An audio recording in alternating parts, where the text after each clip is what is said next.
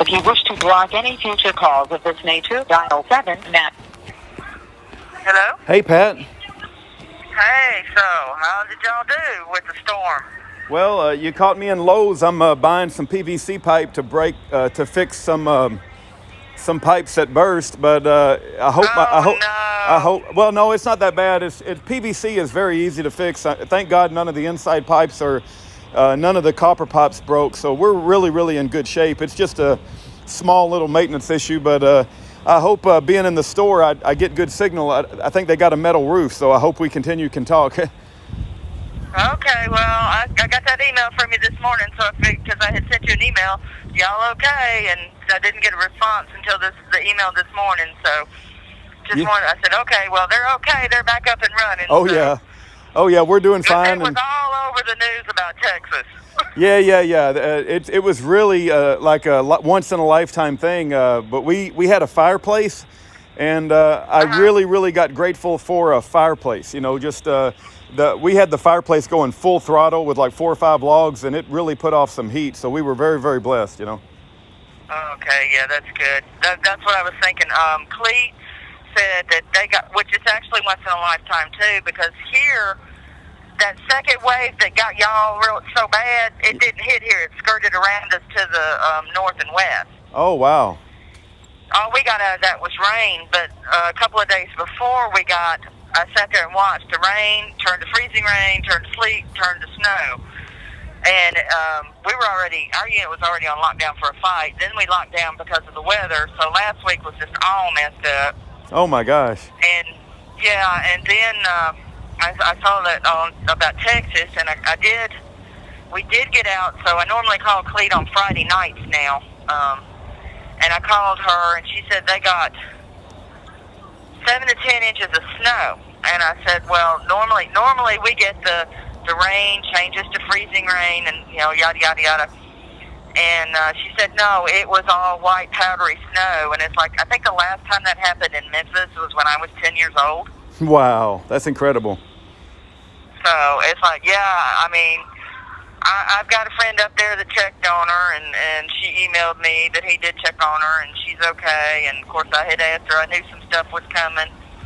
She said she thought she had everything. She's like maybe 2-3 miles down the road from Walmart, but if she doesn't have to get out, that 2 or 3 miles is a country road. So yeah, I got you.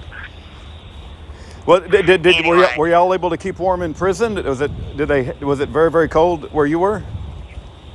Well, no, that's subjective. I got you. Okay. That's I have Irish blood in me, so I truly believe it's genetic. I can take the cold. My roommate, she's African, and she hates the cold. Plus, she's 13 years older than me too. So it's like, to her, it's always cold, and to me, she gets tickled because when I hit the bed, I'm usually in a short sleeve shirt, and my socks come off within 5 minutes, and she's putting her socks on to go to bed, and extra blankets, and just because she gets cold. Right. So I think it's all pretty much subjective. Mike and I were that way. He could stay out in the 100-degree weather, and I can't do it. I'll pass out. Gotcha.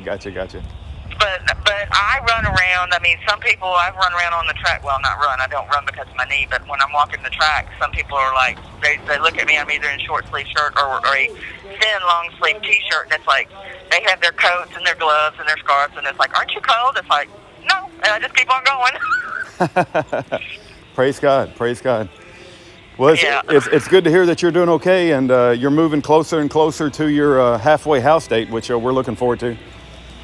Yeah, me too. A lot of people say they get anxiety. I don't know. I'm kind of laid back anyway, so we'll see. But I'm more anxious about the area of town than just going.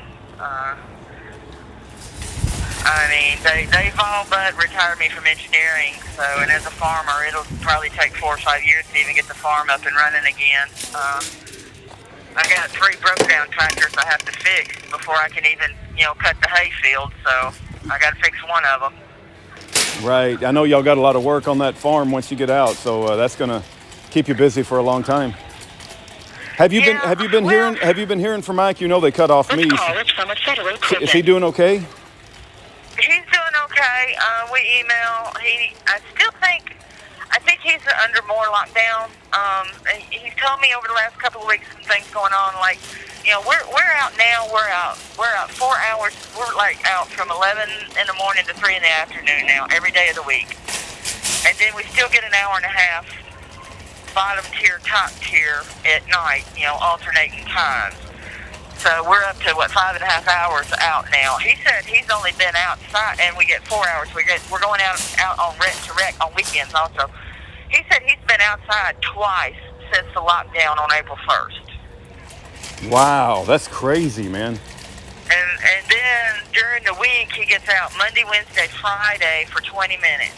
So Tuesday, Thursday, and Saturday I usually expect an email from him. So. Yeah. Which I had like 2 or 3 today. I think I had 2 from him, 1 from Fleet, and 2 from you. So. Wow. Incredible. But, yeah. So, and, he's severely claustrophobic. So, he hasn't mentioned anything about a roommate. I know at one time he had a roommate because they were going to get a song or a wolf soundtrack for him. So he could listen to it, which it sounded just like our dogs at home. But right. Anyway, he's telling me make lists and stuff for stuff. It's like he offered his tractor, and we had 2 box blades, and he's offering them to clear the snow and ice at the prison. It's like, Mike, you don't have any running tractors right now. Right. He's like, what happened to the Ford? It's like, gear broke on it. I know I told him, he probably just forgot, but yeah. It's like, I'm told it's a 2-man, 8-hour job. I'll try to get it fixed when I get home because I know I'm going to need to start using the bush hog. But everything, has been setting for 4 years, so even if it wasn't broke, it's probably going to take a while to get it running anyway. Yeah. Greased and lubed and everything else. So. Oh yeah. But of course, he had the first tractor is not really broke down. It was just taken apart, and then they arrested him, and then that sat for 2 years. And, of course, when it was taken apart to change the head gaskets, everything started rusting. He bought a Chinese tractor, and everybody's asking him, why in the hell did you buy a Chinese tractor? And it's been a nightmare since he brought it home. Oh, no. But each tractor has its different purpose if he could just get them all running. Yeah. So, yeah, because the Chinese tractor, it has like a bucket on it, so. Yeah. Oh, okay, all right. The little Ford tractor is the last one we bought, and the little Ford tractor is a good little tractor. It's more my size tractor. The first tractor that he was trying to rebuild the engine to before he was arrested the first time is a big old case tractor. It's a huge thing. It's like, I've never driven it, so. I've never driven the Chinese one either, but I don't think it's been running for me to drive it. But I can handle the little Ford, so. Yeah. I know those things can be very expensive, so he probably got a good deal. But I have a friend who bought a tractor. I think they spent over $20,000. It must have bought it new. Mike goes to auctions and finds, or Craigslist and stuff. He normally finds pretty good deals on things. So. Yeah. I mean, it's used. He won't buy used. He won't even buy a used car. My last 2 trucks have been new, but the depreciation. He's not going to do it. Right. But he's always. And then he's like, I told him when we moved out to the farm. I said, I don't want a junkyard out here. Of course, I got rid of most of them to pay animal food after I lost my job before I came here. So he'll probably be a little upset about that, but he's just going to have to deal with it because. This call is from a federal prison. I had to feed the animals somehow. Yep. You got to do what you got to do. Yeah. So. This Lowe's is as crowded as can be because of all the Texans in here trying to get plumbing parts. It's quite a show here. I can imagine. Are they still limiting y'all as to how many can come in at one time, or? No. They're not doing anything like that. Okay. Well, we've had another unit. We have 2 quarantine units. We've had another unit shut down. The workers, the one that has the kitchen workers and commissary workers, and they're shut down quarantine now because somebody in there tested positive. Yeah, I don't even believe in none of this stupid COVID stuff. I think they've completely lied to us, and I'm so, the what do you call it? The mortality rate has not increased. Even if my friend worded it best, he said, even if I'm walking over dead bodies, I'm not putting on a mask. I mean, I just don't believe anything they tell us anymore. There's a real good book written by a nurse, and I wish I could get it to all the prisoners, but it's so expensive. It's like $22 a pop.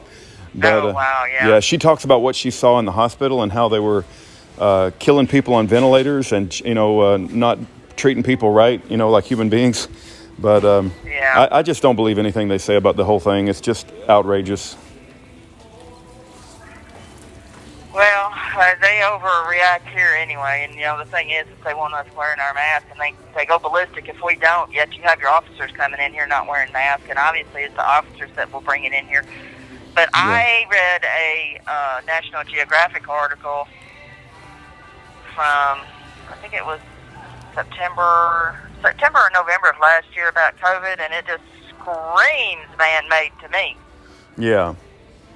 Yeah, it's well, like what the virus supposedly actually does. It's like, yeah.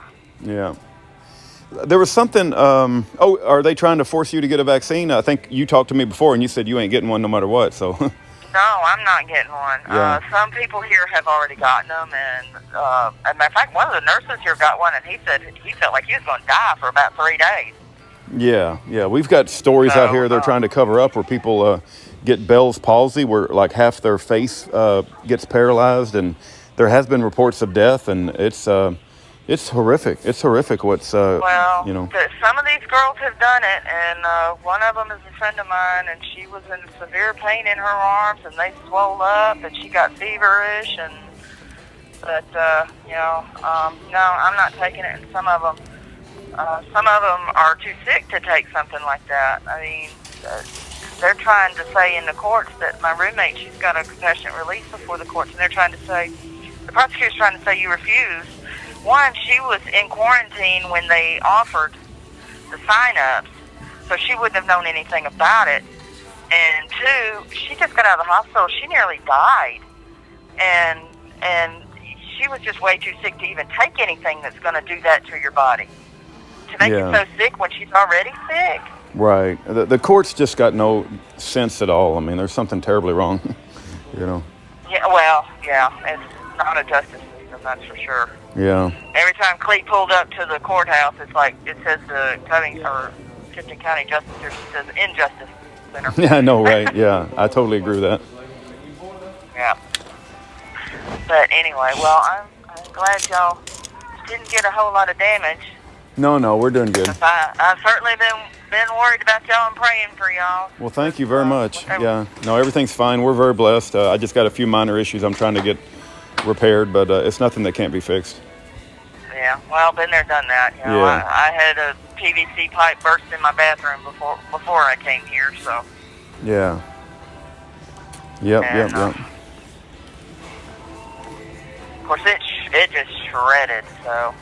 That thing's so old. That mobile home is like 1970, 71 or so it's so old anyway. Right. And then when we were hit with the tornadoes back in, I think it was February 2008, it ripped the underpinning and the insulation out from underneath. So it was only a matter of time before it happened. Yeah. So I'd get up, my little heaters would say 42 degrees in the morning. Oh my gosh, that's pretty dang cold. Like I said, good thing I can take the cold, because Mike wouldn't have gotten out of bed at that. It's like, Yeah, I got you. Anyway.